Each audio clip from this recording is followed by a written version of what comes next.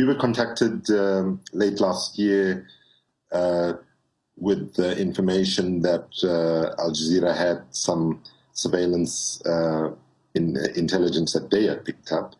And essentially, this was in 2010, when I was planning to go to the G20, when this request was made. This was also at a time when the South Korean government was at the G20 pushing its nuclear technology on South Africa, India, Turkey, and so on. So obviously this is quite a big story here in South Africa. And I'm in South Africa at the moment.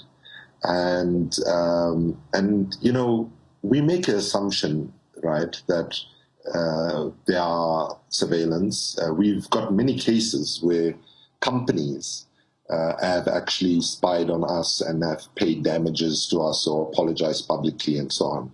This is the first time we have sort of evidence, while we, especially since the Edward Snowden and WikiLeaks information has come out, you would be naive not to anticipate that governments might be doing this.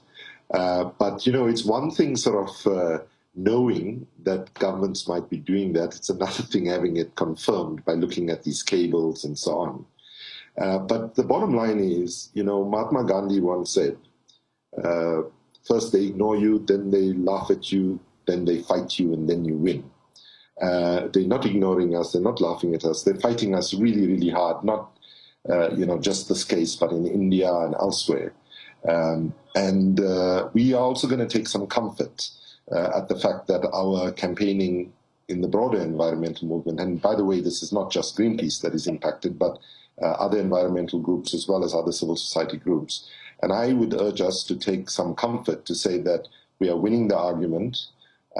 Those who are holding us back are getting desperate, and I would see this as more an act of desperation rather than an act of strength on the part of the governments in question. And Kumi, what's been the reaction of the South African government to the revelations? How have they justified or attempted to defend their actions? Well, the request was made by South Korean intelligence, and there are cases in the full so-called spy cables where there's requests made and where the South African government has, in some cases, gone back with regard to, for example, a Cameroonian opposition leader when requested by Cameroonian intelligence to say, to give information about his activities while he was visiting in South Africa. The South African government said, we have noted your request, but we do not believe there's a need to actually respond because there's no justification for it. Now, what's missing from that cables package is a equal thing with regard to this request regarding whether I'm dangerous or not. You know, that was how it was put, that, you know, they considered me dangerous. So the South African government needs to answer the question whether they shared any information. They need to either confirm or deny that. And they need to also, if they confirm that, then, you know, obviously we will push hard to find out exactly what information was actually shared. But right now, I'm consulting with a public interest litigation NGO in South Africa, which has been around since the anti-apartheid struggle, called the Legal Resources Center. And I'm doing a press conference to the South African media tomorrow morning, South African time, where I will outline what course of action Greenpeace and myself are planning to take. Kumi, where are we speaking to in South Africa? Are you in Durban, or should I just ask South African intelligence? Yeah, they know. I'm in Johannesburg at the moment. You're in Johannesburg. I was interested because, of course, I saw you in, well, at all the UN climate summits. Well, not the last, but certainly in Durban, South Africa. And we in the United States right now are experiencing, to say the least, extreme weather. The weather centers on television used to be called weather centers, you know, where the meteorologists stood. Now it's extreme weather center or severe weather center. The South has never experienced this kind of cold and snow. The Northeast, the freezing temperatures, droughts in California. As we wrap up, and you heard we were speaking to Kurt Davies as well about the American Petroleum Institute and other corporations funding Dr. Soon, the climate denier. Your thoughts on this backdrop of what's happening in the world today around climate change?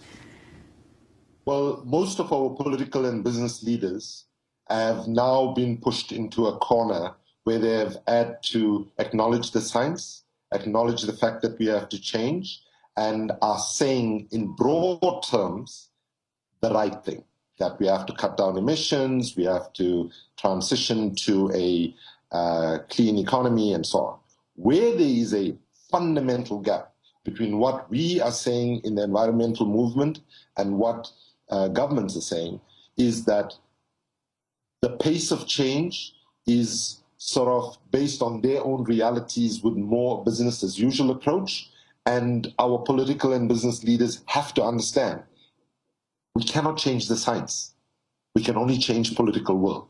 And that the longer we delay, the more we drag our feet, the consequences in terms of the loss of human life, loss of infrastructure, economic impact and so on are all going to be negative. And what we are saying to the South African government, to governments around the world, is turn the crisis of climate change into an opportunity.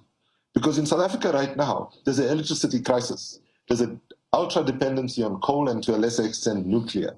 And our government has the capability of actually revolutionizing our energy supply by harnessing the fact that solar has unlimited potential, wind potential, other renewable energy potentials.